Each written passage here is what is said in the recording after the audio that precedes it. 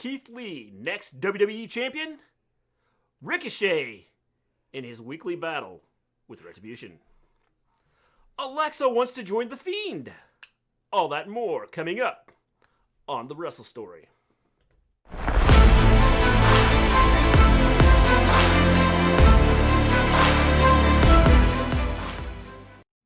Welcome back to the Wrestle Story. We discuss all things wrestling. The legends of the past, the superstars of the present, the trailblazers of the future. We stream every Monday after Raw, every Wednesday after AEW, and every Friday after SmackDown. Welcome to our Monday Night Raw recap. What's and up? If you didn't know, Sting was just here telling you to like and subscribe. Yeah, man. Like and subscribe. That's right. To the channel. A moment of silence for Jon Huber. Yeah, man. We're going to hit on him here in just a little bit. Talk about, like, the legacy, Scott. Hey, John Lee, what's up? How you doing, John Lee? How's it going, dude?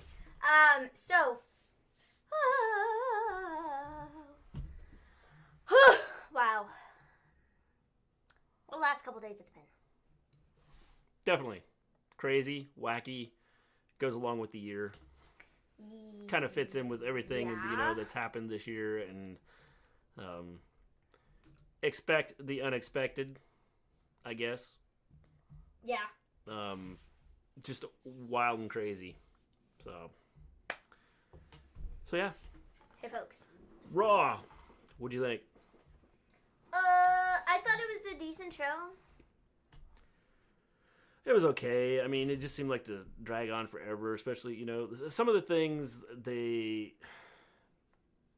didn't need to do.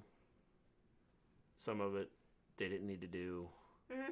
And some more of it they didn't need to do. So, I mean, I would say it was, average to below average. I thought they might do a little more with Brody. They pretty much did what I expected them to do. I wonder, and we'll touch on this a little bit here in a little bit. I wonder how some of the wrestlers felt about it.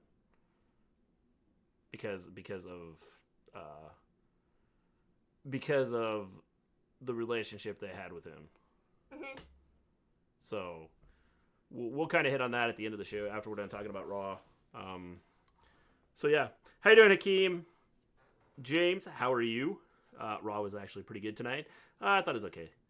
Johnny Lee, man, did 2020 just hit us in the gut after what happened during the weekend? Yes, it did. It did. For sure, dude. So here we go, Raw.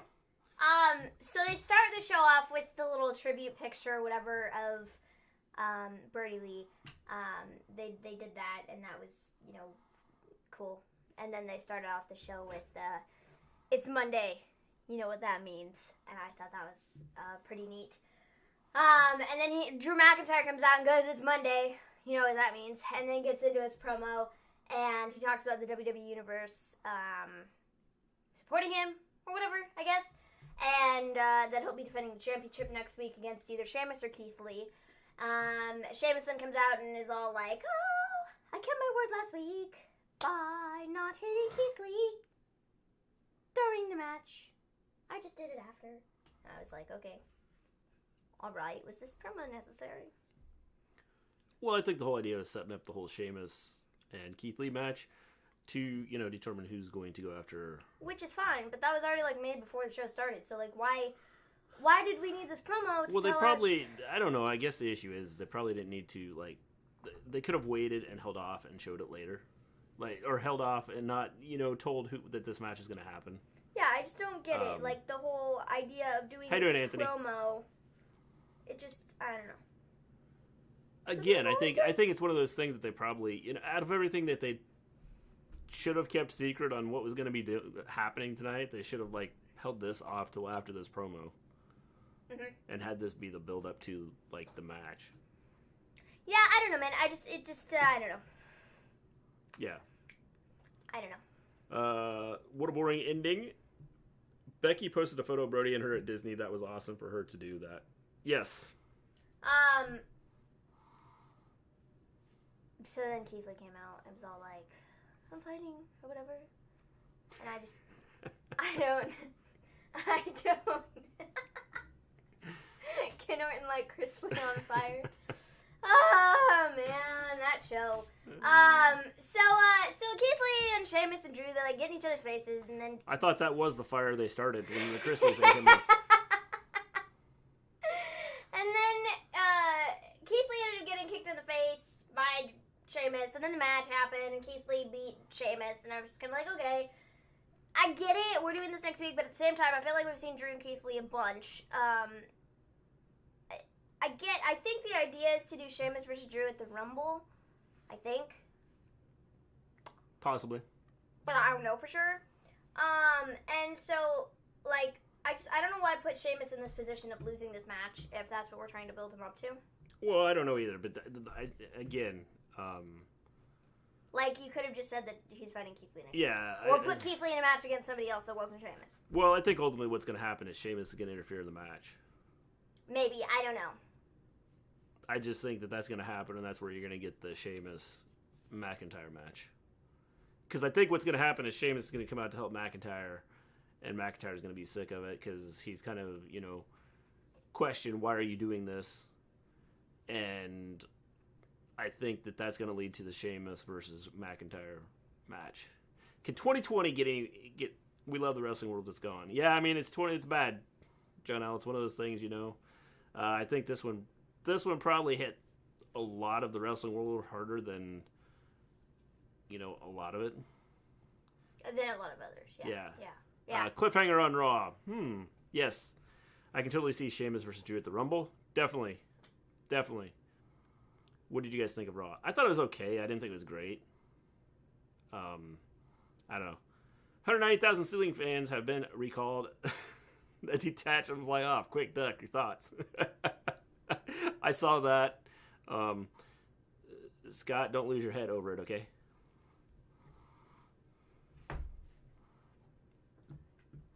Jokes. So Keith Lee won. I don't know what Keith Lee versus next week on the Legends Raw. Can't wait. Should be epic. Ah, man. So we then have Lucha House Party, and they say they're going to ruin Miz's New Year, and then we get Grand Metalik versus The Miz, and this is fine, I suppose, but Miz is, he got beat by Grand Metalik.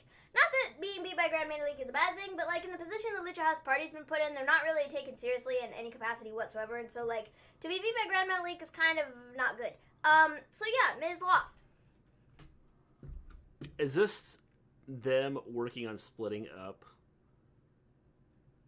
Miz and Morrison? I would have said maybe, but now no. Well, the reason I say based on the segment that we had later in the show, well, I would say no. And I can see that, but the reason I say this is because with the entire with everything that's going on, you have Miz and Morrison, right?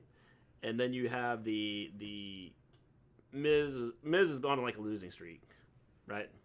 Yeah. So I think that the one thing that's I see happening here is Miz is going to go, you know what? You almost cost me my money in the bank. I'm on a losing streak because of you.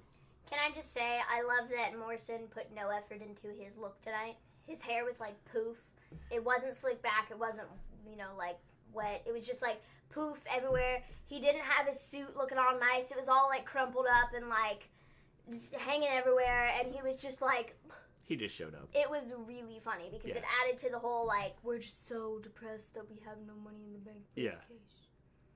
We're just so... Well, it looked good. I think the whole, because of the whole attitude that they're having right now, I think that looked good. Agreed. Ending could have been better. Rest in peace, Brody. I felt like he was just making himself into a star.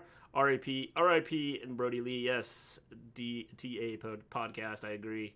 We're going to talk about him here at the end of this when we're done with Raw. Mr. G trolling Browns in the NFL playoffs. Miz got the briefcase back. WTF 2020. The Browns aren't quite in the playoffs yet. They still have some work to do. For the life of me, why they keep making Dana tap out to that scumbag Shayna? That's the only thing about Raw tonight. James, it's just the way it goes. When you're Dana Brooke, you just lose all the time. So the Money in the Bank briefcase means nothing anymore. Absolutely, starting John. How does it feel to get $2K? Thanks, government. You jabronis. Oh, man. So we then have Elias, who's backstage playing the guitar or whatever, I'm just like, "Bleh!" Don't care. So AJ and Almost come up to him and are like, I'm on the phone, bro. Turn your music off. Quit, playing the guitar. And AJ's like, I'm gonna fight you and break your fingers. And I'm like, okay. So we're getting AJ versus Elias later in the show. Can't wait. I don't get what they're doing with Elias. Why is AJ going after him? I don't get it. I just don't get it. I don't understand it. I just don't get it. Yeah. I just don't get it. Don't understand it all. So doesn't make a lot of sense. We then have Shayna Basler versus Dana Brooke. Yes. Again, another match that's why. Well, no, let's just take off the last 3 words of that sentence. Shayna Basler versus Dana Brooke. Again. Why? Yeah, I don't know. It doesn't make any sense to me. Like, no. They literally fought each other, like, what, last week? The week before? Yeah, something like that. It's just like, what are we doing? And Oh, why? They need to have another match. Why? Because, like, don't make me think that Dana's gonna freaking beat her, because... No! Dana Brooke never needs to be even, like, close to beating Shayna Baszler like she was tonight. Shayna Baszler should squash her. Shayna Baszler is the equivalent of nothing on the roster anymore, which is absolutely ridiculous, because she's a beast. Yeah, I agree. Shouldn't be happening. Yeah. She should be top of the roster, top tier, and she's not, and it's ridiculous. Yeah. John Elite, Money in the Bank is meaningless. Yes, 100% agree. Did you guys see AEW commenting on WWE's post about that's what you want to see wrestling industry come together? I agree. I think that if a lot of it, I think, is just WWE. I should say it's more Vince. What? Just the whole, like, him against the world. Oh.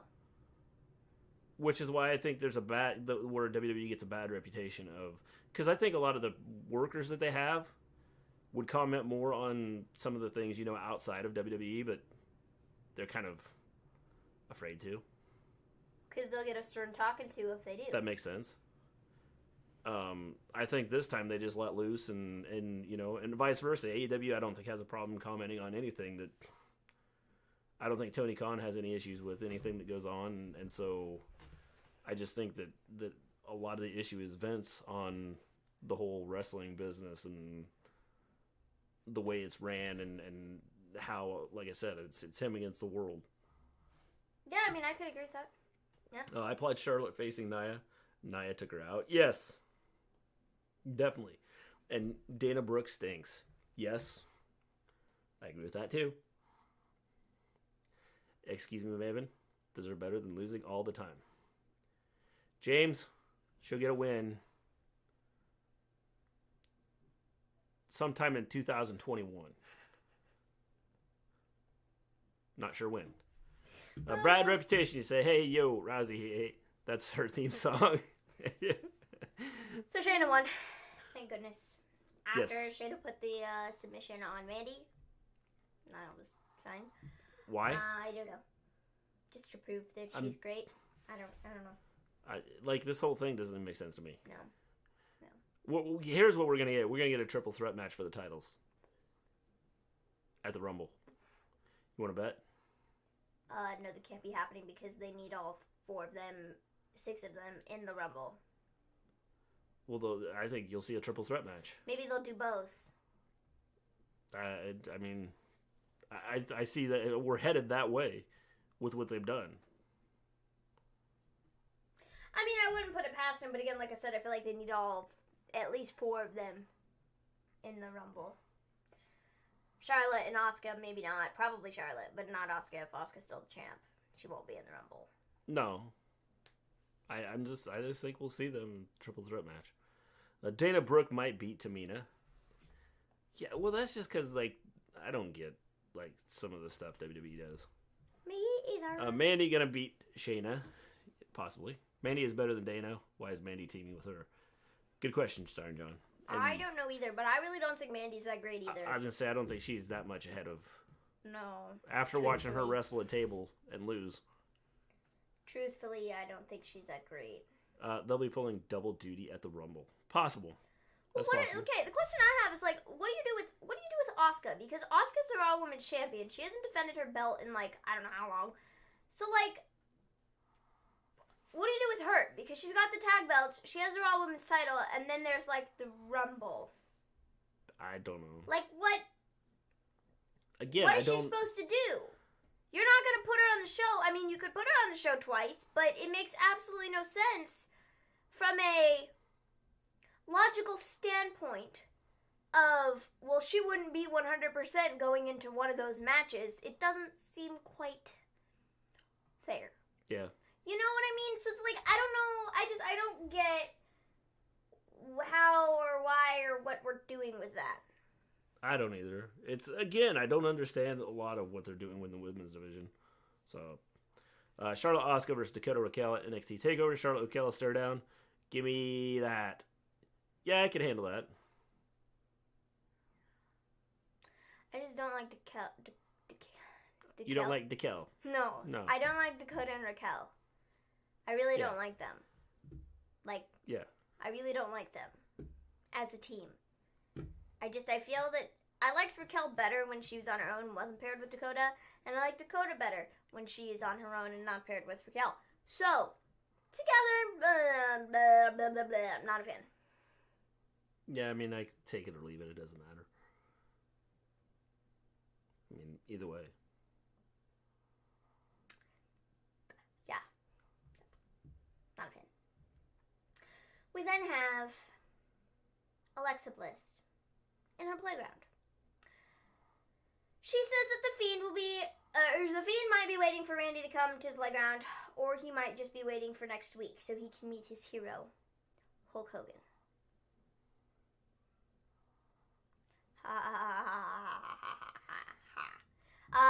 Randy then doesn't come to the ring, and he shows up in the Firefly Funhouse. Does that mean we're going to see the Fiend attack Hulk Hogan next week? I don't know.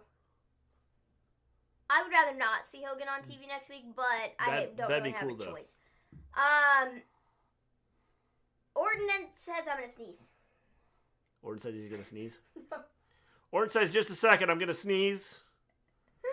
Orton then goes on to say he's going to make sure that the Fiend has nothing left to come back to, and then Bliss challenges Orton to something, and Randy accepts. Clip that laugh. Yeah, that's funny. Ha ha ha ha ha ha ha ha ha ha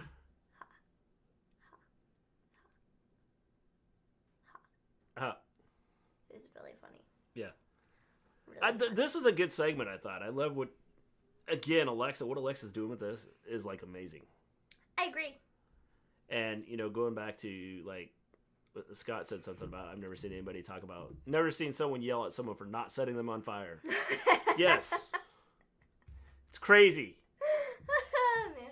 Crazy that, you know, set me on fire.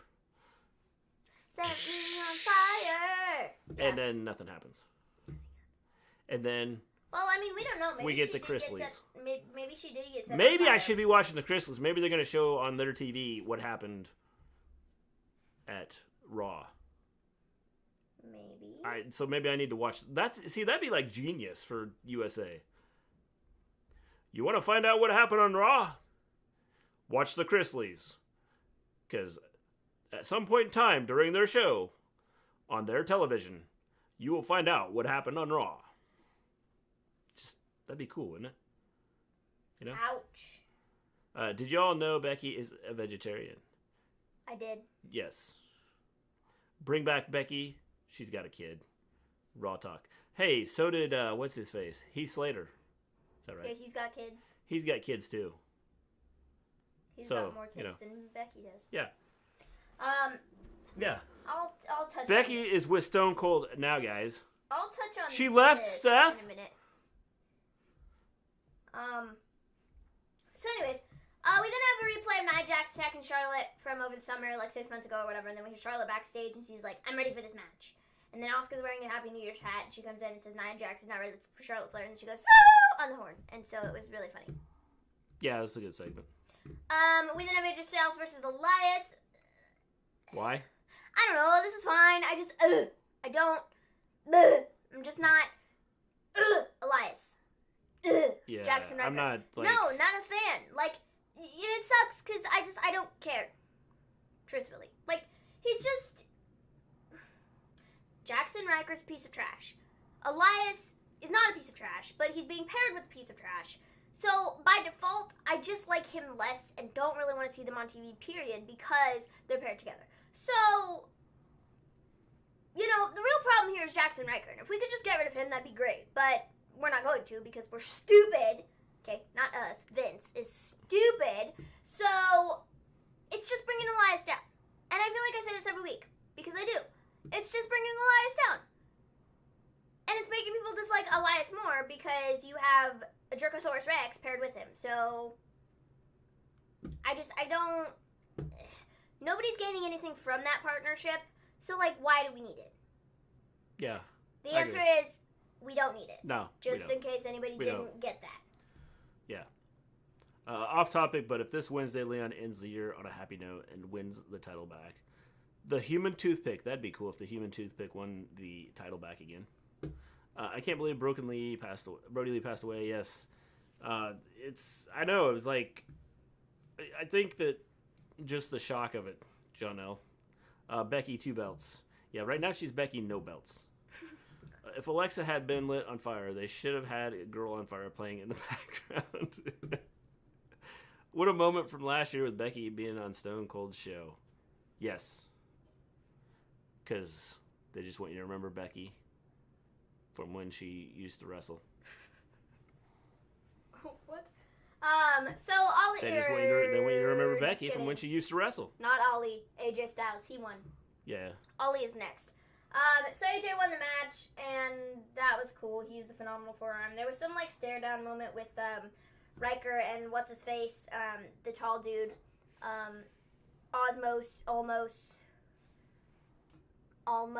Almost there.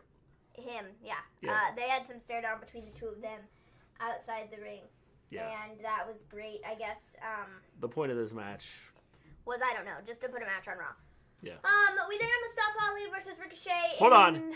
It is the weekly Ricochet match. They're going to, like, title this Ricochet meets Retribution. Like, I'm over this.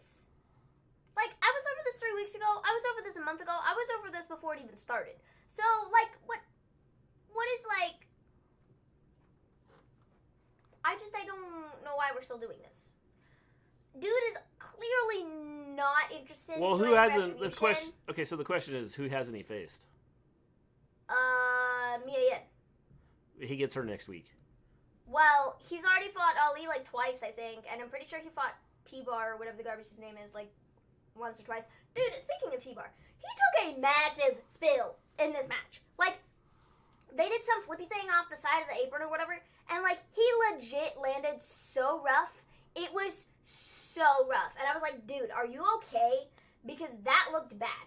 Also, Mace, he took a really fun spinning DDT thing. Flippy DDT, you know? A flippity-dippity thing? Yeah, that, he took that on the outside of the ring, and that looked pretty decent, but again, it's still, like, real rough, you know? And Ali took a nice spill off the top rope, too. So they took some nasty bumps during this match, but, you know, I'm just kind of over it. Reckoning hasn't faced Ricochet. Next week, Reckoning versus Ricochet. Well, like, the thing about it is, though, like, it's like, dude has fought every member except for Reckoning about, like, 12 times. And I don't want to see it anymore. Who would I like to feud with Ricochet? Ricochet shouldn't be feuding with a group. Why are they after him? I don't know. Probably because Ali and Ricochet used to be friends, and he's all like, well, you're not being treated fairly. I mean, the whole thing doesn't make sense to me. You know. Tornado DDT, Maven. That thing. Yeah, I knew what it was called. I was just having a moment. You know, sorry. Just Tornado DDT. That. Dijakovic took a hard bump on the apron. He really did. It looked nasty. And I was like, are you okay? Because yes. That looked rough. So Ali won again. And then he was like, look, Ricochet, I just need you to join Retribution. What's your answer? No. No. Actually, he went, I will not join Retribution. So that was that. And I was like, then proceeded to get beat up. Just kidding, because he hit the thing. Whatever that thing is called. The recoil. That's what it's called. On Ollie, and that looked pretty good. But, I mean, aside from that, everybody just looked angry, and Ricochet was just like, aha, I'm happy to be here. And I'm just like, stop. I'm over this. I'm done. I don't want to see it anymore. I don't understand why they keep doing it. I don't either. It doesn't make a lot of sense. Retribution should be feuding New Day so Ali can get Retribution on Kofi. Well, yeah, I mean, there's a lot of stuff they could do. It's just like going after Ricochet. Why? I don't understand going after Ricochet. I don't either. It's just stupid. Becky made the Raw Women's title mean something. Now look. Well, James, part of that is the writing. If they would write better, I mean, you know, like use the people you have. Recoil is what it's called. That. Yeah. I think that's what it said. Yeah. The recoil?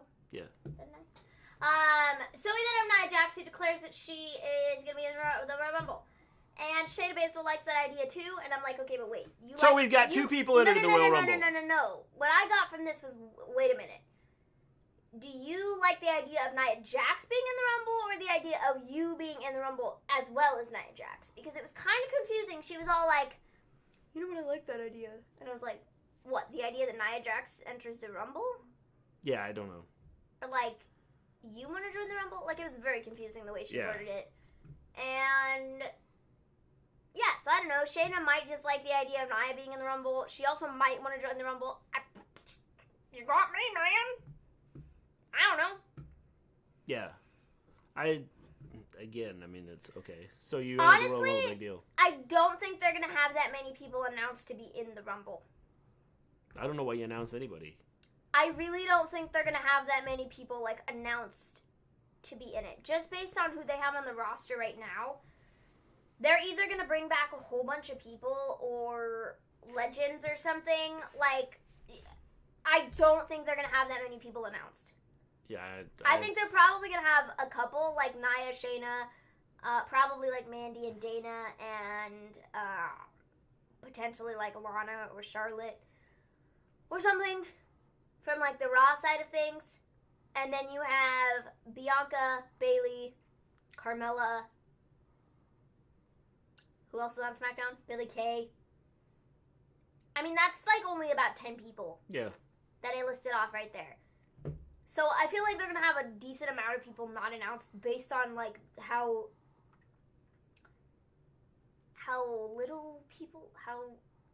few people they have on the roster. I would agree. John Lee says, just get rid of the Retribution already. Yeah, I can handle that. John L., if they have Nia Jax win the Royal Rumble, I'm going to break someone's car window.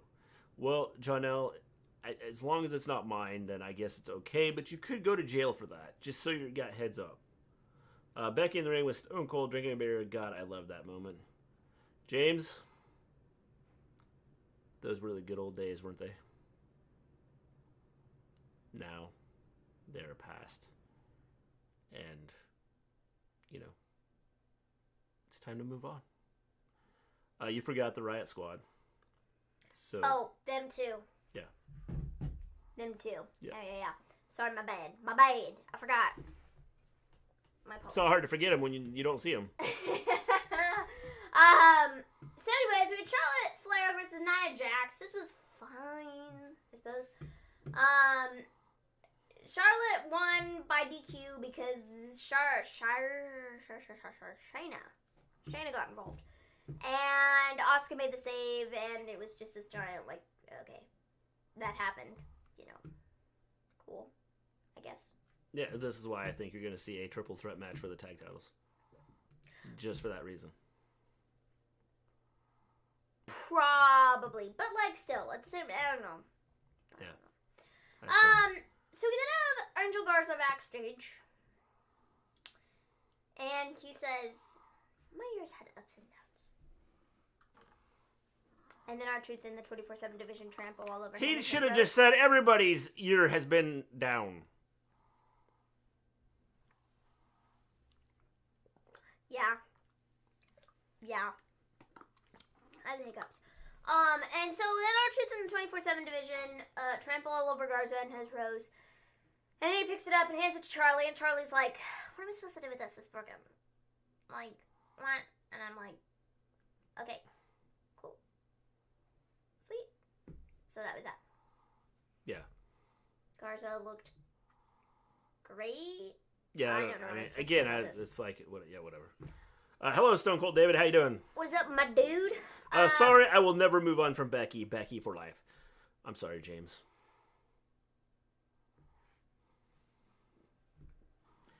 For loser.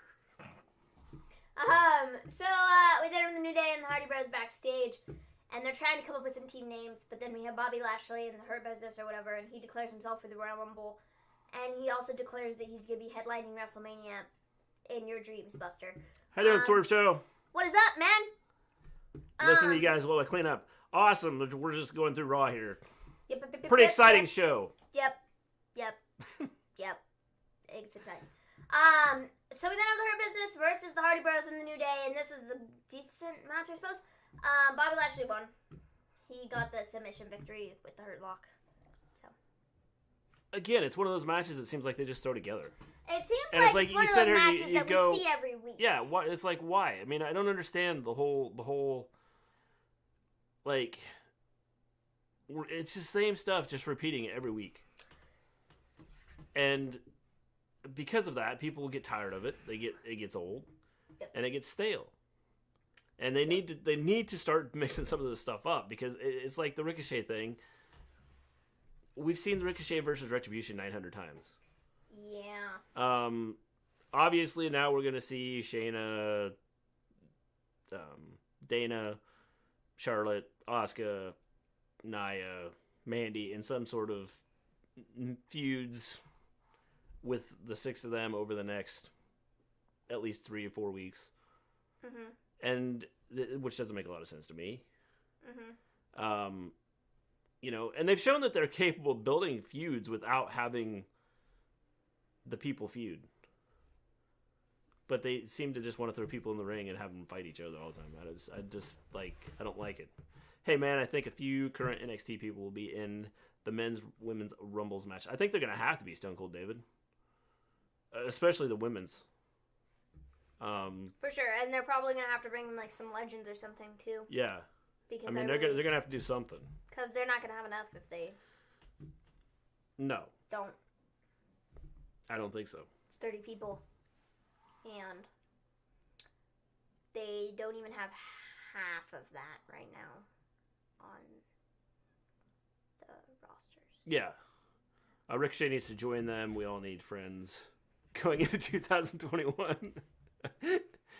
Well, he just as well join him. He fights them every week. So, they say, keep your enemies closer than your friends. Is that right? Is that how that goes? Something like that. Keep your friends close, but keep your enemies closer. Yeah, I think that's how it goes. Yeah. You got me, man. There are a few storylines I agree with you on, Ricochet and Retribution specifically, just because of the fact they've buried Ricochet and Retribution and the element. Yeah, I don't understand it. The element of surprise is gone. I don't get it. Congress needs to get on WWE 2K for how horrible the last one was. Oh, man. Definitely.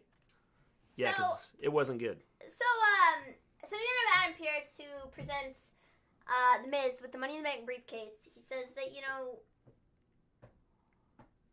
you made a good point last week with you did not cash in the briefcase. That wasn't you. That was Morrison. So technically, you didn't cash it in. So technically, that means you're still Mr. Money in the Bank. So here's your briefcase back.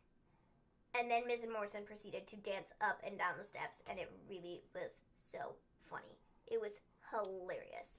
I loved it. It was so funny. Made me laugh. Yeah, I mean, it's one of those things that I think they were just killing time. I think so too, but it was really funny. And so, I mean, it was funny. I thought it was good. I mean, it was okay. Why they're giving it back to him, I don't know. Because we want to draw this Money in the Bank thing out further. Yep. For what reason? I don't know. Don't know. So, I mean, I guess it was okay. Mm-hmm. Sorry for my big fingers typing on my phone. Keeps hitting send too fast as I type. It's Stone Cold David. I know the feeling. It's all good. I do it all the time when I'm texting somebody. And see, you even did it kind of there. Yeah. Too. Yeah. It's okay. If you can't beat them, join them. Definitely. So we then have the main event segment. Bliss goes out to the ring and calls out Randy Orton. Randy Orton comes out and he's like, "Where's the Fiend?" And Lex is like,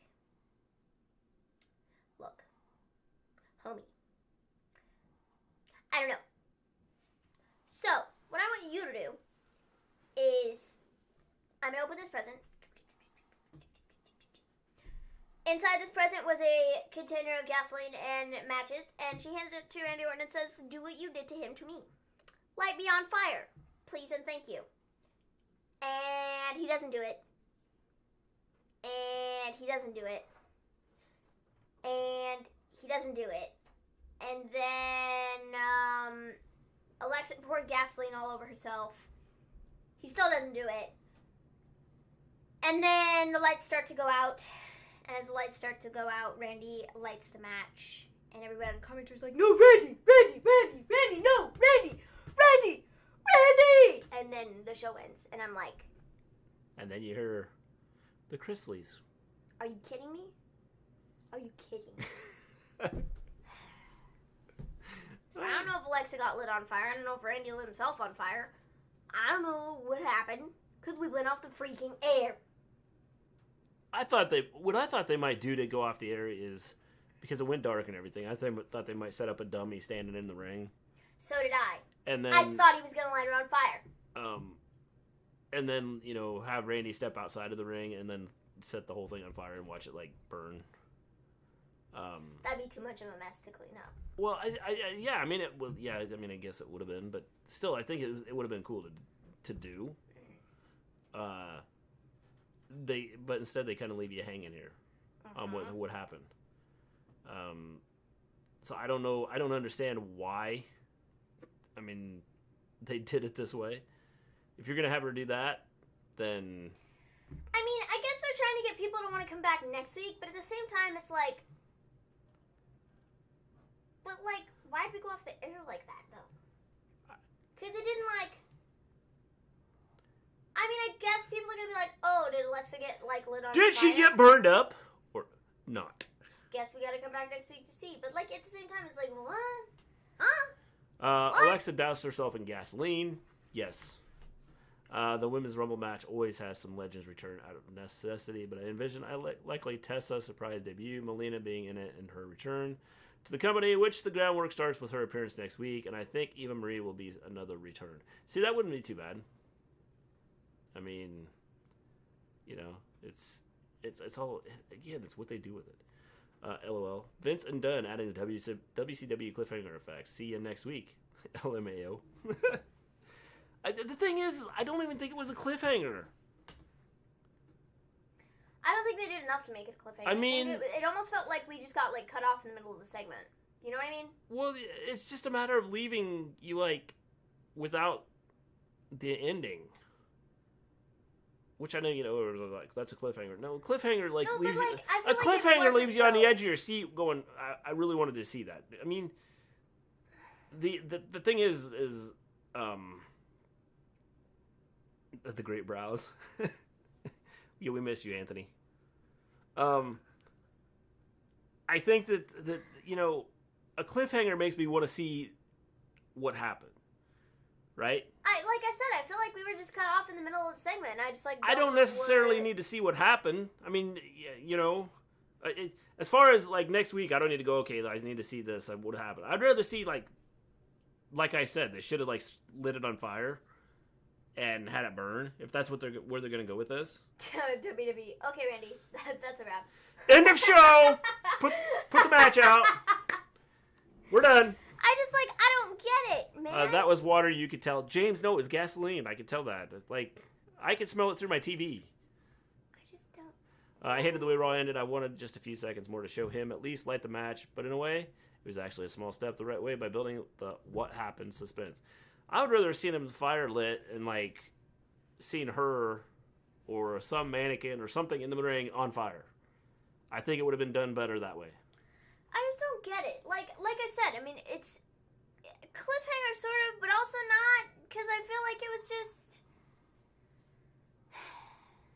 I don't know. Like I said, I feel like it was just like it got cut off in the middle of the segment, and it wasn't necessarily like a cliffhanger thing. It was like they were like, "Oh shoot, we got to go to the Chrisleys now," and it was just like the segment was cut off. It didn't feel like it was the entire segment. I told you want to get viewers on the Chrisleys. Tell them that on sometime during the Chrisley show, they're going to show what happened at the end of Raw on the Chrisleys television. And just, like, people will be watching it. Discontinue to tell the story for the Alexa Bliss. Yeah, Eva Marie can stay gone. James, what do you got against Eva Marie? I can smell it as well, Mr. G. I knew you could, John Elite. You can even smell what The Rock is cooking, too. The Chrisleys. Right? Are you telling me if they said, hey, we're going to show what happened during the Chrisleys, we'll show you what happened at the end of Raw, that you would not sit there and watch the Chrisleys just to find out what happened? I probably would. As much as it would suck, I probably would, yeah. Yeah, I mean, you may turn the volume down, so you don't have to listen to it, but you would have it on your TV. I'd probably watch it. Yeah, exactly. You'd be going, okay, what happened? I got to check this out. What happened? And then, of course, I suppose you could wait for Twitter, but it's not the same effect. I feel like the Alexa Bliss thing is lasting too long to not develop more of her. I think what they're doing with her is excellent. What they're doing with her is excellent. I feel that she is doing excellent with this character. I don't feel like with A Moment of Bliss when she would do that. Mm-hmm. I felt like there was too much. It seemed too scripted. Yeah. She didn't seem like she was sincere in what she was saying. So it was like a scripted thing. And so I feel what she's doing now with this, it seems to be more from like her heart. Yeah. And she's more into it. Mm-hmm. And so when she does her promos and stuff like that with this, I think it's excellent, and it's awesome what she does. And to continue to carry this out, I mean, each week you see something different. I was hoping last week, she would challenge Randy to a match, and then she gets RKO'd and she gets up. Mm-hmm. And then this week, I thought what they did this week with hey, light me on fire and kill me, I want to join him. I thought that was cool. And so I think, cool. I thought it was on fire. That's what I think it was. Did you hear that? Yeah, it was on fire. Okay, good. Jeez. So yeah, I mean, I don't know. But let me first backtrack. And what I should begin with, rest in peace, Jon Huber, Luke Harper, Brody Lee. We're going to talk about it in just a second. We haven't talked about it yet, Stone Cold David. We're going to talk about our thoughts and everything. To be honest, do you guys think we will get a Rock versus Reigns eventually?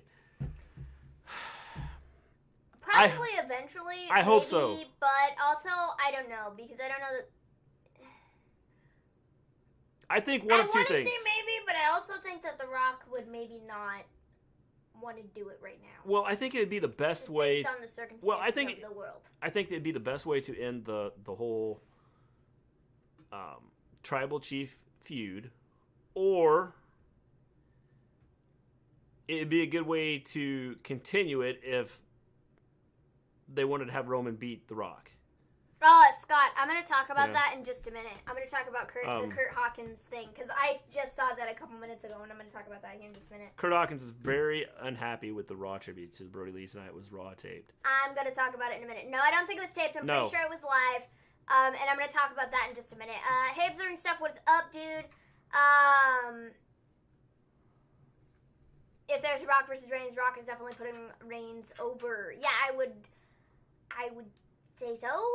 Rock versus Reigns won't happen until fans are back in the arena. Rock nor Vince want to do it until then. I would agree with that. I don't think we'll see it till fans are, which could be a while. Yeah. At least probably the end of summer.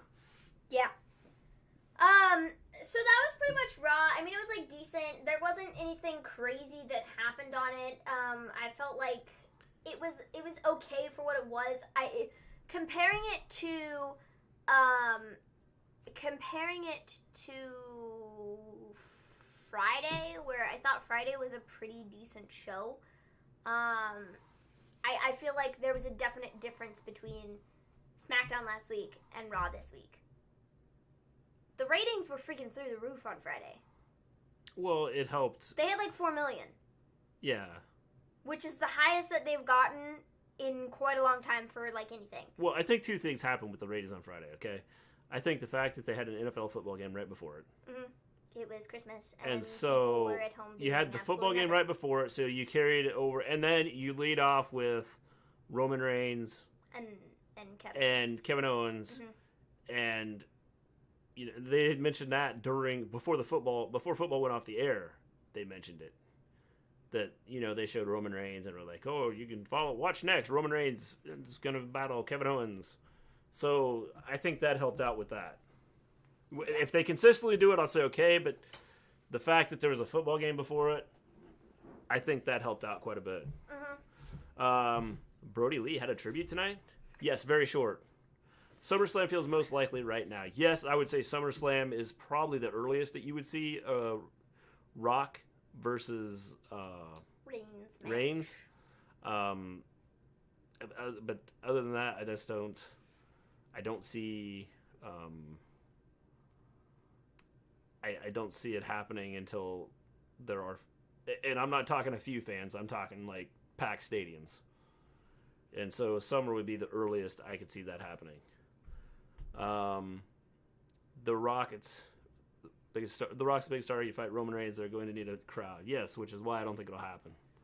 At least not until the earliest late summer. Also, remember last week, why were they calling the mark on AJ's face a scar? It's gone now. LOL. I don't know. Yeah, I don't know. What happened with Kurt Hawkins? Well, I'm going to talk about that in just a minute. In just a moment. Ratings got helped by Christmas NFL football, and honestly, the WWE social media accounts teasing a little change after the taping. Yes, I would agree. I mean, there was a lot of factors last week when they had the huge numbers that made it big, so yeah. Definitely. So yeah, now we're gonna kind of talk about Brody Lee. Yes. So as most of you probably know, Brody Lee, FKA Luke Harper. He passed away on Saturday, and it was really freaking shocking. Yeah, I remember you. I saw the tweet. I was in the kitchen. I had just finished filming a video, and I came upstairs, and I was checking my phone, as one does, right? Going through all my Twitter stuff, and I saw the tweet, and I went, shut the front door! Are you freaking serious? And I, ran back here, and I was like, shut up, read this. And I was like, what? What? And you were like, what? And I was like, what? And so that was pretty much my initial reaction. Yeah, it was a complete shock. I couldn't freaking believe it. I was like, are you... What? Well, the weird thing is, we talked about, I think it was last week. Wasn't it last week? Last week we were kind of talking about, we were like, when's he going to come back? When's Brody going to be back? And we were booking all this stuff, this feud that they could do between Adam Page and Brody Lee. And we were just talking about this. And I think I even mentioned, was there an injury that ended up... I know, and I was looking things up, and I was like, was there an injury that happened to him that's made him, miss as much time as he's missed? And I looked at all that information up, and they just said it was an undisclosed injury, and they didn't really give much information. And then it came out on Saturday that he passed away, and I just couldn't freaking believe it. I was like, are you serious? I can't. What? What? Yeah, it was one of those things that, you see it and you're like, wow. It was unbelievable. I was speechless. Yeah. I mean, I was freaking speechless. I was like, I don't know what? And then more information came out. His wife put up a post on Instagram and said that he passed away due to a non-COVID related lung issue. And I was just like, wow. Yeah, it's one of those things that you one of the holes said it was a lung disease. Yeah, and that makes me wonder, how long has he had it?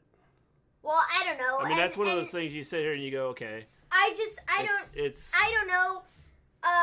But it was just really, like, shocking, and I just couldn't, like, believe it, man. Yeah. I mean, it was really shocking. Especially since it seemed like after leaving WWE, he was kind of on track to be, like, not that he wasn't a star, but like he was on pace and headed towards being a superstar. Mm-hmm. You know, finally getting that moment of, you know. Well, I don't think that I don't think WWE used him correctly, and I think that it showed with what the stuff he was doing in AEW. And so when you watch the stuff he was doing in AEW, because I would, you know, when he went to AEW and they were like, he's the exalted one, I was like, okay, he's gonna have to speak and do all this stuff, and is he really gonna be able to do, you know, to handle this and do all this stuff? The guy was a genius at what he was doing, and to see, you know, the number of wrestlers from all organizations come out and talk about this and talk about how he impacted their lives. I think it was just a shock, you know, to everybody. And the fact that like I said, the number of people that have, like, you know, posted on Twitter, this is probably the most I've ever seen any wrestler receive as many tweets as he's received. I mean, there's still people putting out stuff, and we're 2 days, you know, after his death. Mm-hmm. And there's still people putting out tweets about, you know, what he meant to them and what he did for them. And I don't recall any wrestler that has passed away, you know, in the last couple of years that has received as much accolades as he's received from people. Yeah. And it just seems like he was genuinely, you know, liked. Because all these people tweeting didn't have to come out and tweet all the stuff that they're tweeting. Yeah. So I think it's one of those things where, you know, he was a true hero, and people really looked up to him. I mean, you see, like I said, you see all kinds of people. I mean, I think I looked earlier, and Anna Jay had put out a tweet that after her match with I don't remember who it was against, but he was in the back waiting, and he talked to her, you know, after the match, and she was like, felt that was really important because it seemed to really make her realize that someone appreciates what she's doing in the ring. Mm-hmm. And so, you know, what he did was just amazing. And I think that, you know, the stuff that, you know, all the tweets and things put out there, I think are like legitimately people that really seem to, you know, have a major connection with him. Mm-hmm. I mean, that's like the majority of what I've seen is, you know, just talking about how much of a good guy he was and how much of a good dad he was, and, you know, he was a phenomenal performer and did amazing things, you know, in the ring, but he was just such a good guy outside of that. And, like, the character that he portrayed on television was so different compared to who he actually was. And I don't know, it's so cool seeing all the stories and reading all the tweets, and, you know, nobody has a bad thing to say about him. Yeah. And I think that's really rare in sort of the industry of wrestling, you know, because I feel like there could always be that one person where you have some little slip up in the ring in a match or something, and that person just, you know, doesn't like you anymore because of that one thing, or whatever the case may be. And nobody has had a single interaction like that with him. No, and that's the one thing about it is the fact that you have all these people coming out and like talking about what a great guy he was, not just like in the ring, like just a great human being. Yeah, just an like individual. I listened to Busted Open radio on Sirius XM, and they had a caller call in from Rochester, and you know, just a regular, like not even a wrestler, just someone from Rochester, the town he's from. Mm-hmm. And the guy said you'd see him walking down the street, and it'd be, you know, he was just one of the people walking. You know, wasn't a big deal. A normal dude. Just yeah. He said you'd see him at minor league baseball games in the area because the minor league team that was there with his family, and it was just like a regular dude going to a game. Wasn't any special treatment. Wasn't looking to sit in the press box. He was sitting in the stands just like, you know, if we had went to a game, and so, you know, I think it was just the fact that he was just like a regular dude that people liked. Mm-hmm. And, you know, I was shocked at, you know, the whole death thing, but then seeing how people responded made you realize just how much he impacted people's lives.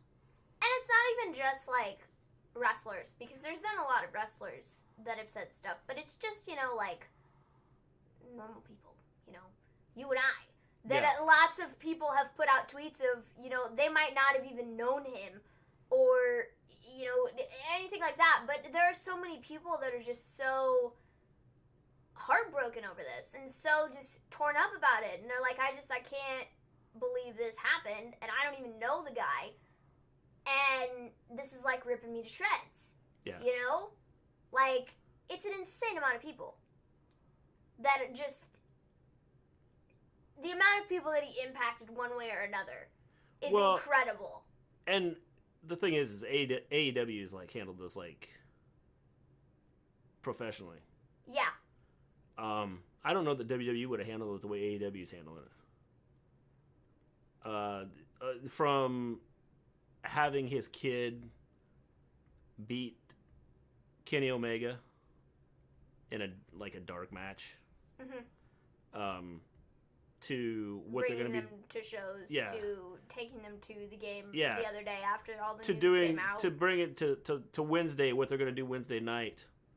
I can kind of touch on that here in a minute. Since they're going to push the New Year's Bash thing, they're pushing that back a week, and Wednesday is going to be his kid has created a dream card, mm-hmm. or you know what his dream card is, mm-hmm.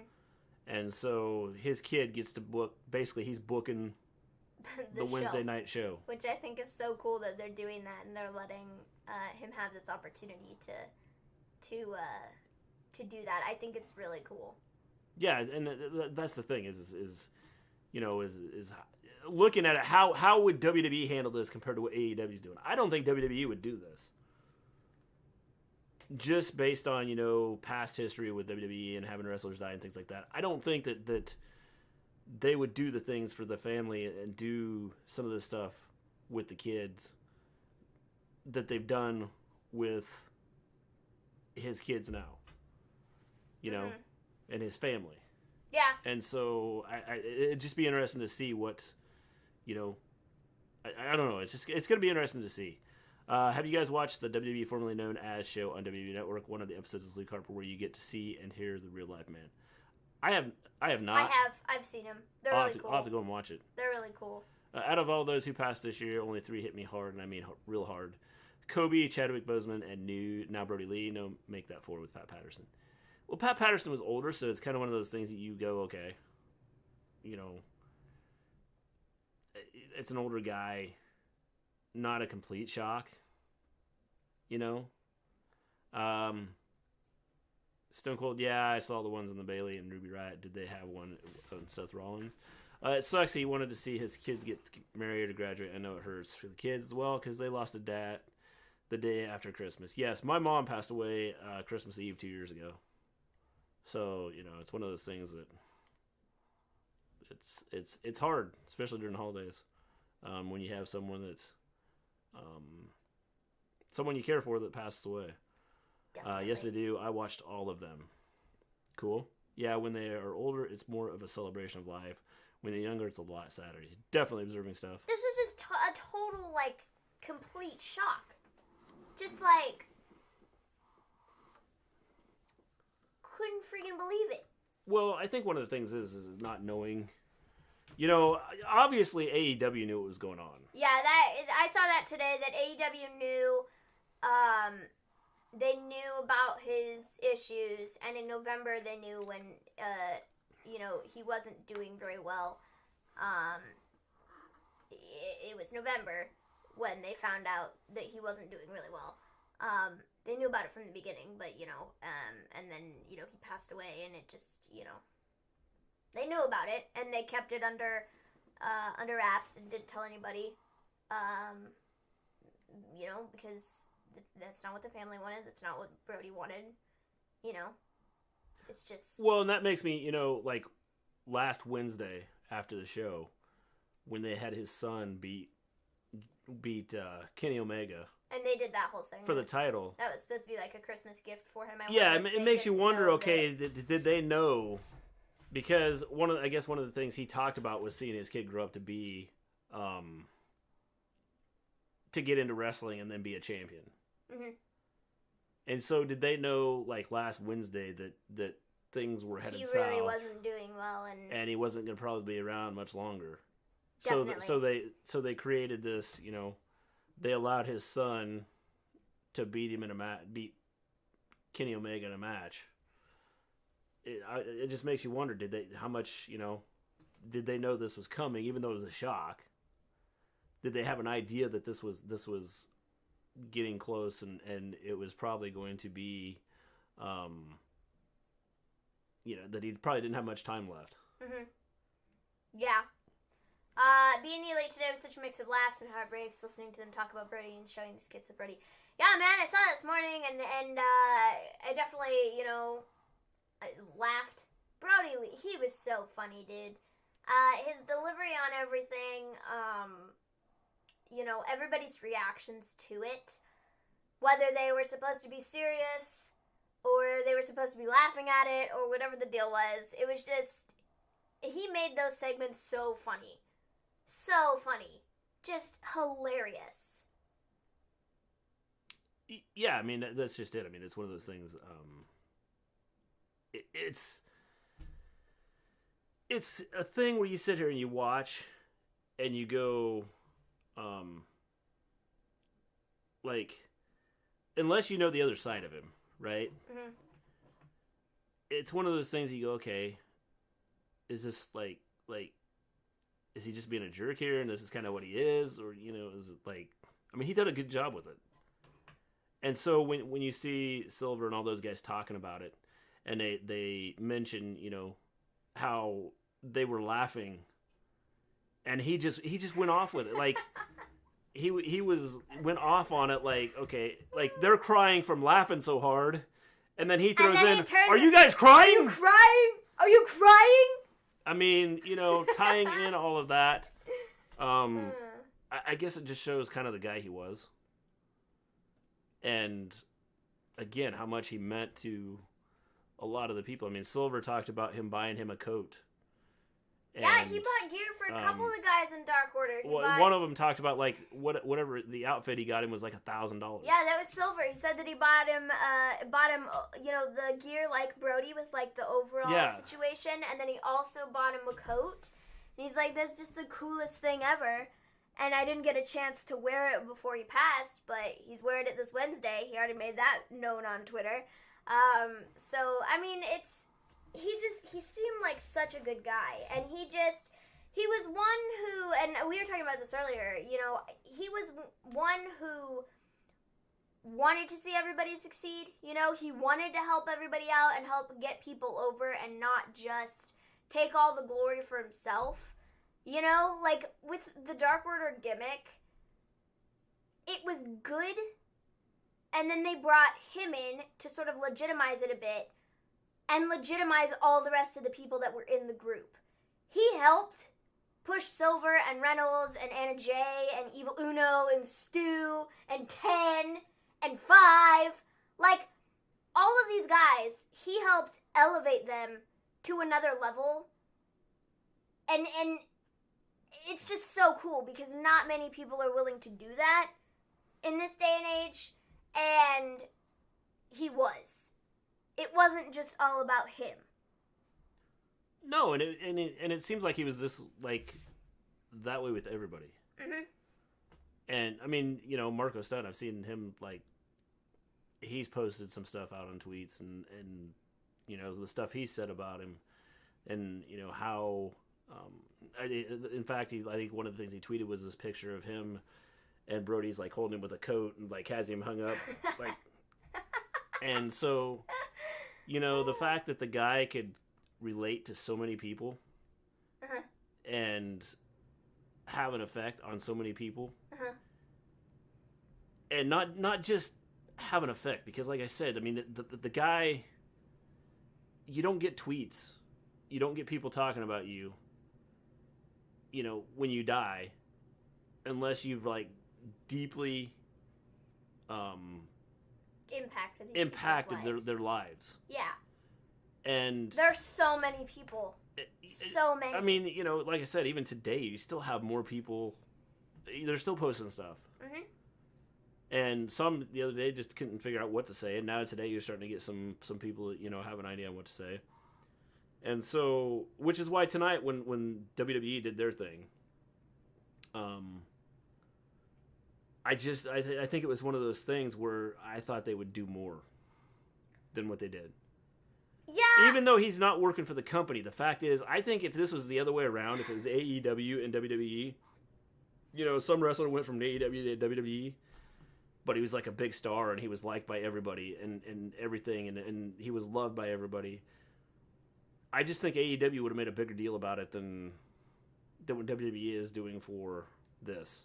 Yeah, I've seen a lot of people that have taken the take of, well, we should just be grateful for what they gave us and at least they did something at all, which I totally understand, and I totally get, and, you know,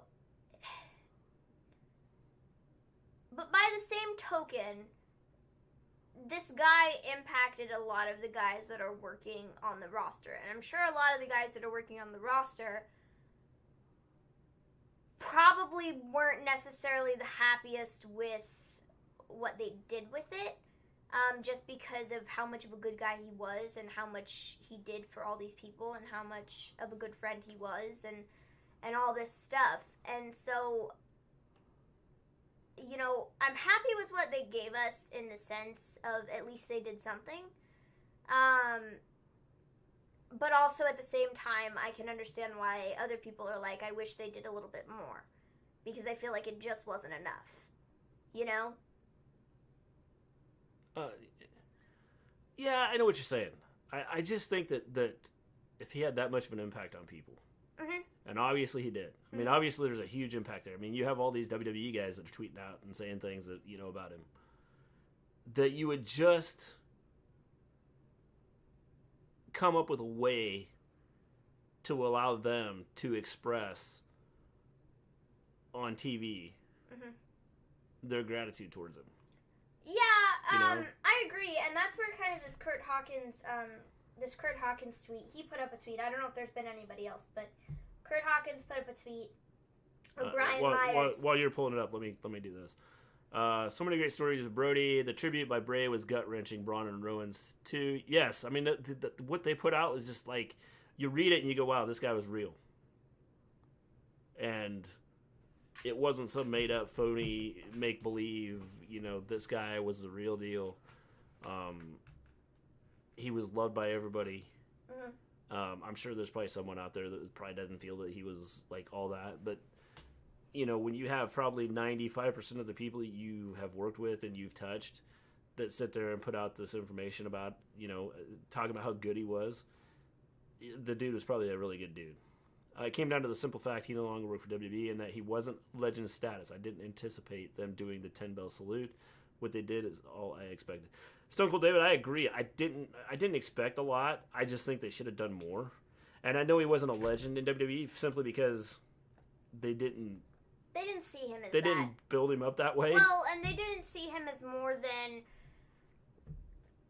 even a mid-card guy. I feel like they really didn't see him as a mid-card guy either. I feel like he was just there in the background for so long, which is so unbelievable. Well, that's what WWE does with a lot of these guys. I know, but it's just to see what he did in WWE and then to compare what he did in AEW, it really shows what he, it shows what he could have done. And it shows you the type of star that he could have been in WWE if they just let him do it. But they didn't, because Vince has this standard of, if you don't fit what I foresee as a huge superstar, then you're not going to make it. Well, and I think that was probably the issue with him is he wasn't this big. He's a big guy, but he wasn't this over the top. I mean, he looks like, if you watch him, you wouldn't go, okay, he's really coordinated and he looks like, a superstar written all over him. I mean, I don't see it just looking at him. But the stuff he did and watching him on the mic and stuff like that, the guy was a superstar. A superstar. He just needed to have his talent released. Dude, in this short amount of time that he was with AEW, he got himself over. He got his group over. He put other people over. Yeah. In the, what? Yeah, I mean... He wasn't even with AEW for, a year. No, and it was during COVID. And he got himself over and his entire group and other people. Again, it was during COVID. What? I mean, it was a time when there was nobody... How many years was he with WWE? Yeah. I mean, yeah, that's just it. Are you kidding me? The dude was a superstar. Superstar. And it's like... Ah! Let's go back here. Braves was incredibly genuine. Yes, I agree. Do y'all think the Dark Order will disband or get a new leader? I'll touch on the Dark Order in a minute. I don't think they're going to disband simply because I think that if they disbanded, the legacy he left, I think would be tough to deal with. I think eventually they'll get a new leader. It's just a matter of when. And I think for now they will just work together as the group they are, kind of like they've been doing for the last, 2 months. And so, but I don't think they'll disband because here is why. I feel like disbanding them would be a mistake. Well, and not that it. Here's what I think. I don't want to say it disrespects Brody Lee, but also I feel that they should carry on his legacy in some capacity. Well, that's what I was going to say. I think here's what I think. I think that's what they want to do. Yeah.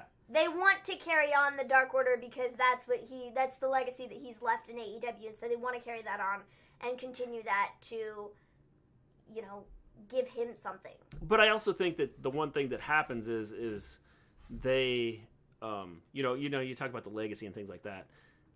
I think they would look at this and go, what would he do? Mm-hmm. What would he want us to do? Would he want us to just And quit? He would want us to continue on doing what we're doing. Mm-hmm. Based on everything I've read and everything I've seen about him, he would want them to continue. And so I don't think that they will disband. I don't think they'll break up for that simple fact is because he would not want it that way. Yeah. Just based off of, everything again, this is based off what I've seen, what I've read from people talking about him. He would want people to continue on doing what they're doing.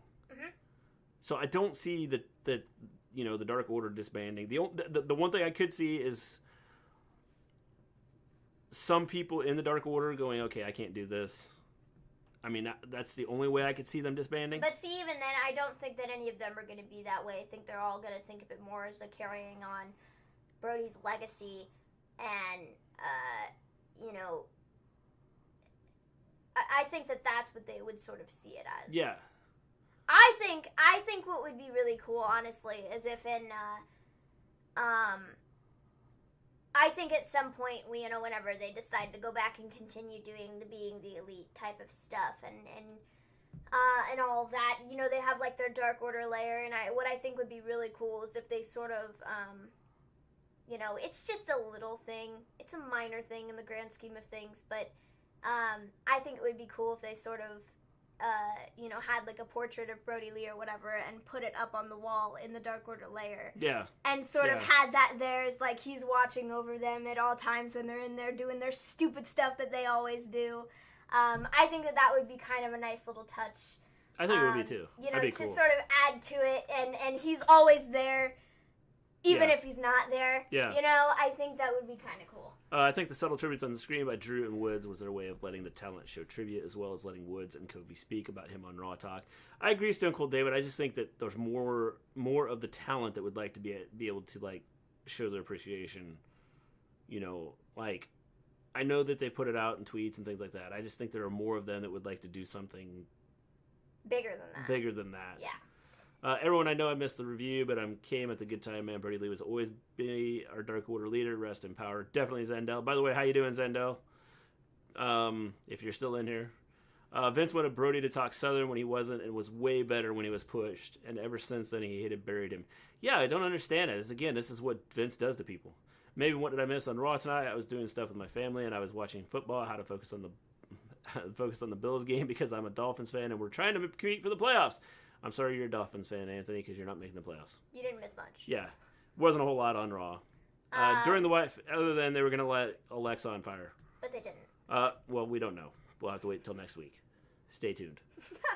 Vince never had the foresight to see value for him beyond the Wyatt family gimmick, basically. Same with Rowan. Just more examples of missed opportunities. Yes, I mean, that's just it. That's a sad part about all of this is the fact that he had the talent and they just didn't use it.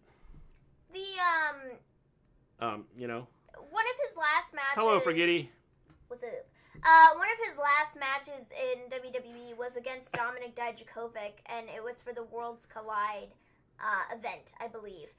And if you didn't watch that, you should, because it was a really, really good match. And shortly thereafter, it was, announced that he'd been released or whatever, and, a couple months later, he was then on AEW.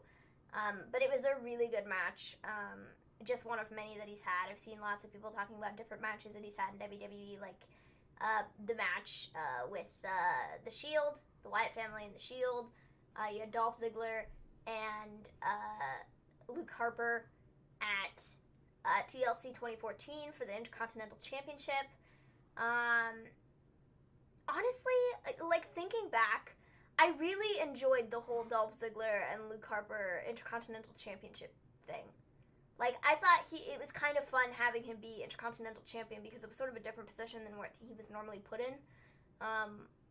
With the whole Wyatt family situation, it was sort of in between that and then, like, the Bludgeon Brothers or whatever.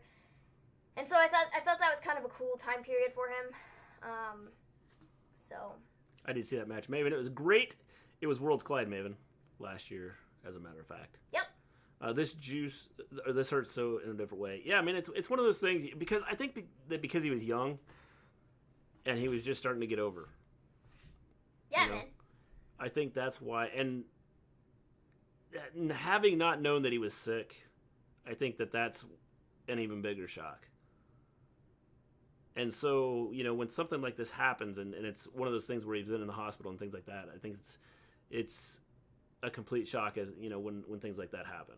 Mm-hmm. It was gonna watch it again. I lost my uncle weeks before Valentine's Day, and what's worse is I rarely talked to him. Yeah, it makes it tough, doesn't it, Johnny Lee? So Kurt Hawkins put up this tweet a couple of an hour ago, I guess now, and he retweeted the WWE in memory of Luke Harper thing, and he said, "No 10 bells salute, no video package.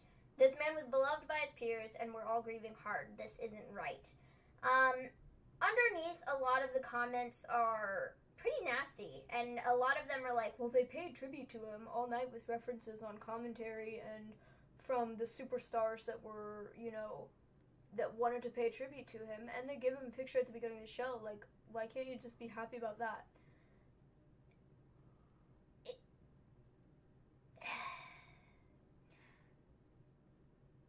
This is exactly the point that you brought up, is like, this probably isn't the tribute that a lot of his peers wanted to see him get. And I think that's where WWE kind of messed up. You know?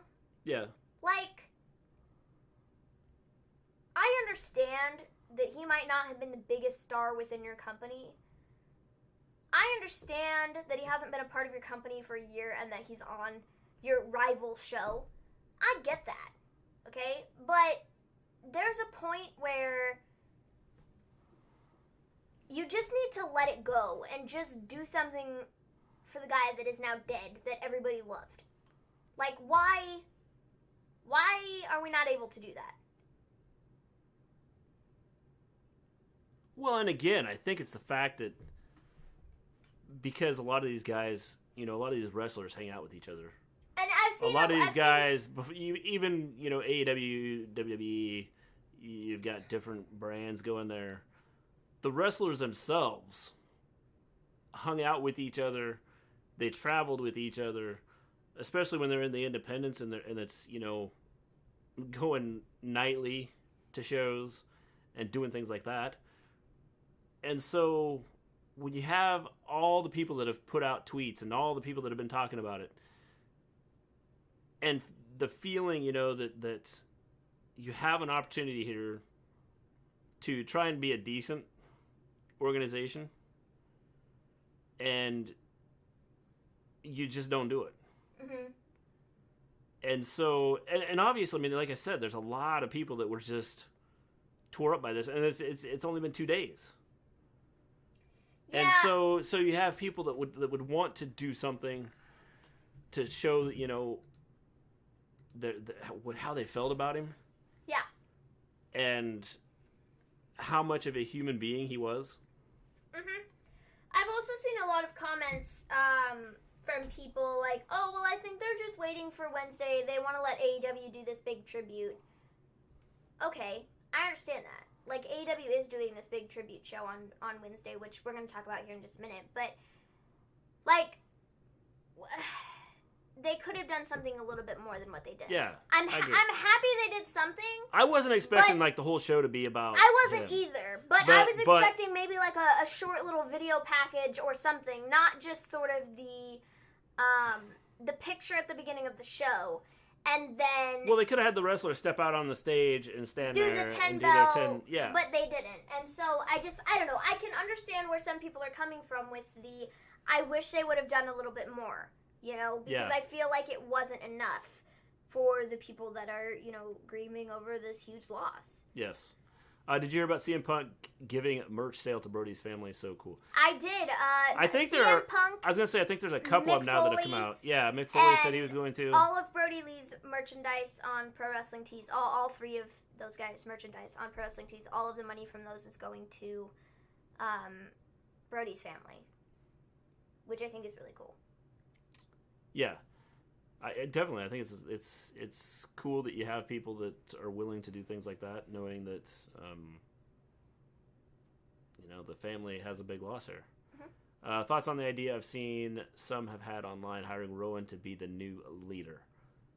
It's an interesting thought. I don't think they're gonna bring anybody in as the leader for a while. Truthfully, I think the way it's going to go is I think it's just going to be the guys that they have now. And I don't really think they're going to have sort of a leader per se. I think that they're all just going to try and work together and, get through this rough period. And then I think if anybody's going to sort of not take over, but sort of assume this more of a leadership role, not necessarily taking over and bossing everybody around, but just sort of helping guide everybody in the right direction. I feel like it might be like an Evil Uno type of a situation. Yeah. They are. DTA podcast just said the same thing. I think that Evil Uno could sort of become this, not leader, but just sort of, help drive people to where they need to go. Yeah. I think majority of the time, I think majority of it is that they're just going to kind of work together and decide things as a group. Yeah. Yep. Which is what I think would be kind of interesting is if they had sort of, they did the sort of portrait on the wall thing, like I said, with Brody Lee, is like, you could have a segment every now and again of like, what would Brody do?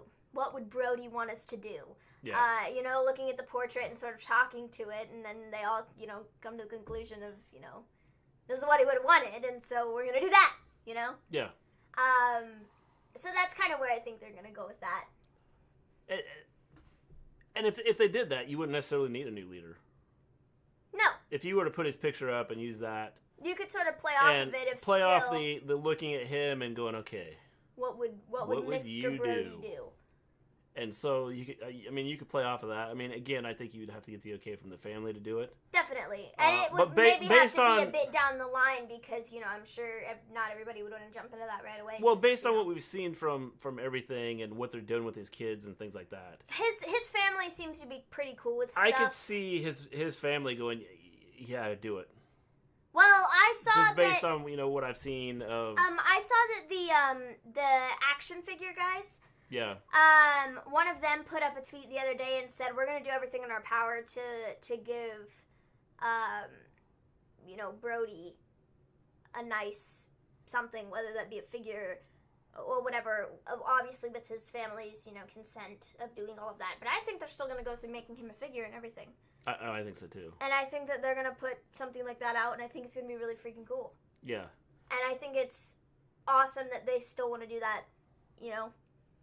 Yeah, well, I think it's cool that they want to do that, and I think that, you know, as long as the family's cool with it, and they're, I think that his kid would like to have, because one of the things I had seen was them talking about is, and I don't remember who tweeted it, but they said something about like when they'd see him with his kids, they would always have a Luke Harper action figure. Yeah. So I think having an action figure from AEW. I think would be cool for them to you know, to carry around and again go. Like all the proceeds of, you know, that figure, well, all the money that they make off of all the Brody Lee figures that are sold, they could give that to their family. I think the cool thing about it would be, you know, is the fact that his kids could go, hey, this is where my dad became a real star, and not some, you know, just talent that's there. Yeah. Vince is so petty. Even when Luke Harper took on New Day, will Bray Wyatt, yeah. Let's see. Tomorrow's not guaranteed Roman Reigns. Yep, definitely. The superstars wanted to pay respects. It's more a Vince thing. Definitely a Vince thing. What would Brody Lee do? WWBLD. Carmelo even said something about Luke Harper. Didn't even have a video package for Shad Gaspard. Yeah, I mean. The whole Shad and I think Shad was probably a good guy. Mm-hmm. I think the fact that Brody Lee was still out in the public eye, I think that's where the difference is between the two. Yeah. I think WWE should have probably done something with Shad Gaspard too. But I think that's where you have the differences is the fact that Brody Lee is still in the public eye, where Shad wasn't so much. I think they knew once he was getting his own show, it wasn't much they could do. Yeah. This whole thing, you know, I think is kind of a shock to everybody. And on Wednesday... Yeah, on Wednesday the tribute show. We have the Brody Lee tribute show. All these matches were booked by his... Is he 12? I don't know. Anyway, they're booked by Brody Lee's son. Put these matches together. Brody Lee's son, Brody. -1. Yeah, -1 put these together in the Dark Order. Yes. He put these matches together, which I think is really cool. That Tony Khan gave him, you know, gave him the opportunity to do this. I think again, like you said, AEW has handled this so incredibly well in the way that they've sort of, you know, handled. You know, the family and stuff. I think it's really cool what they've done. The other day they took his kids to the Jaguars game. JR was hanging out with them. I think it was really cool. Yeah. They moved New Year's Bash. Yes, New Year's Bash is moved back a week now. Yep. So we're getting the Inner Circles, MJF, Santana and Ortiz versus Hangman Page, John Silver, and Alex Reynolds. We are getting Eddie Kingston, The Butcher, and The Blade versus Lance Archer, Evil Uno, and Stu Grayson. We're getting the Young Bucks and Colt Cabana versus Matt Hardy and Private Party. We're getting Anna Jay and Tay Conti versus Britt Baker and Penelope Ford. And then Brody Lee Jr.'s dream match is Cody Rhodes, Orange Cassidy, and Dark Order's 10 versus Team Taz. So, that's going to be really exciting. And then they're going to have video packages and stuff, I think, is what it said. Yeah, video packages and people's tributes to Brody throughout the show. So I think it's going to be really cool. I think it's there's going to be moments where people are laughing. There's going to be moments where people are probably crying. I think it's going to be a fun show. Yeah, I think that the one thing about it is the fact that AEW is doing this.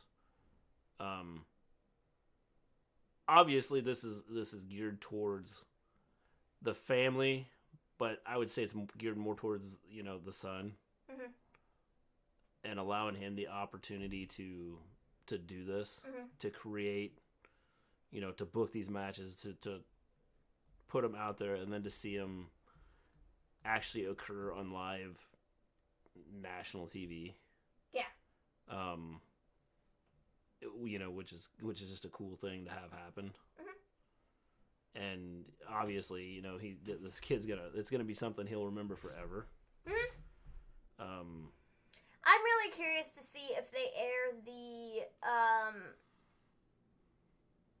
his son beating Kenny Omega for the championship in the dark match. Maybe that's how they'll end it.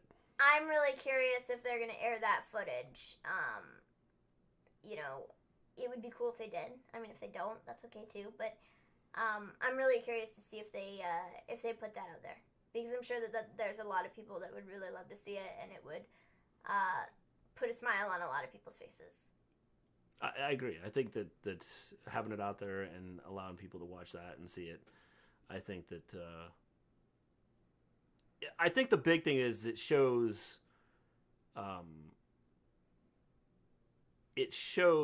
the difference. Again, I've said this, the difference between AEW and WWE. I don't think WWE would do a lot of the stuff that AEW is doing here. They wouldn't have a show dedicated directly, like specifically for, one of the wrestlers.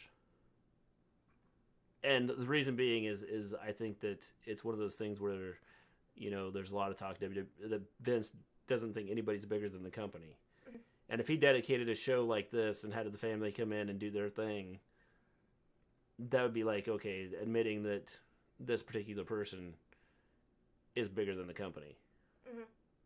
And so I don't think WWE would do something like this. What were you guys' favorite moments or match of Brody Lee, Luke Harper? That's tough, because I feel like he's had a lot of, he's done a lot of great things in his career. I think the thing is again, I don't know that it's like any one thing, because because of everything what everybody has said. I think it's about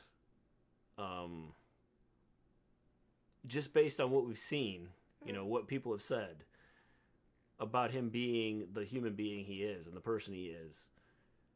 And so you take all of that in, and then you take in the fact that what he did in WWE, and the fact that he never got like a push in WWE. And I'm not saying having to be a champion, because I don't think it's necessarily being a champion. It's being allowed to be yourself and do the things that you're capable of doing. And I felt when he went to AEW, at first I was like, okay, like I said earlier, I was like, okay, this guy, like, what is the deal here? Like, how's he going to be on the mic? What's he going to do? And then watching him in AEW, the stuff he did there, it was amazing. Not just on TV, but also to be in the elite stuff too. It sort of yes. I mean, it was all of it, the whole thing. It showed two sides of him, because I feel like on television,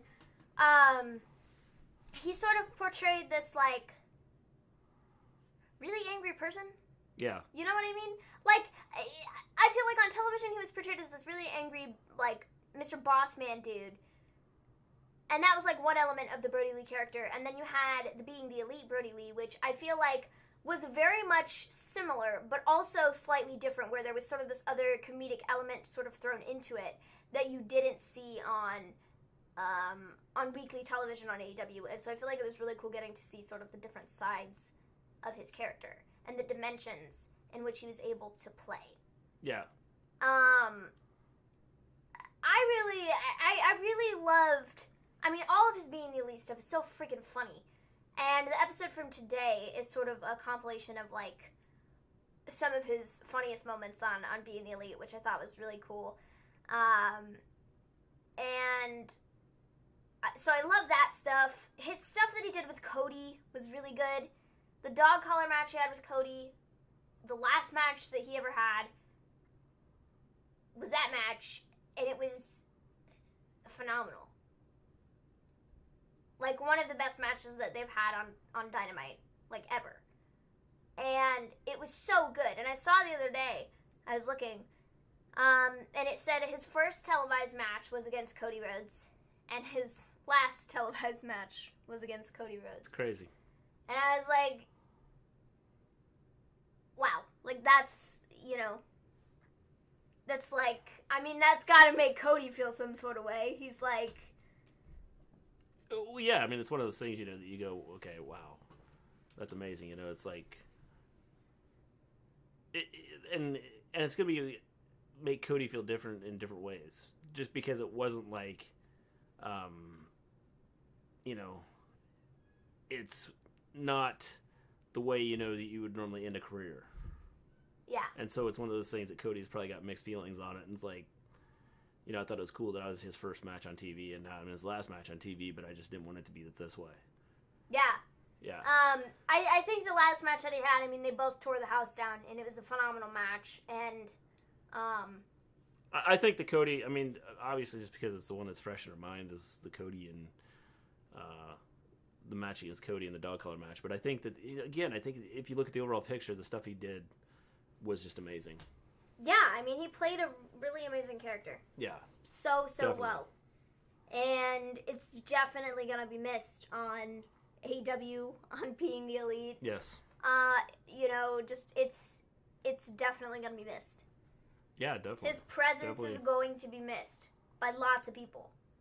And, you know, you get through the next couple weeks, get into the new year, you know, the hurt's going to be there, but people move on and have his memories and things like that to have their, so yeah. Okay, guys. I think that's, that is it. I think that's pretty much it.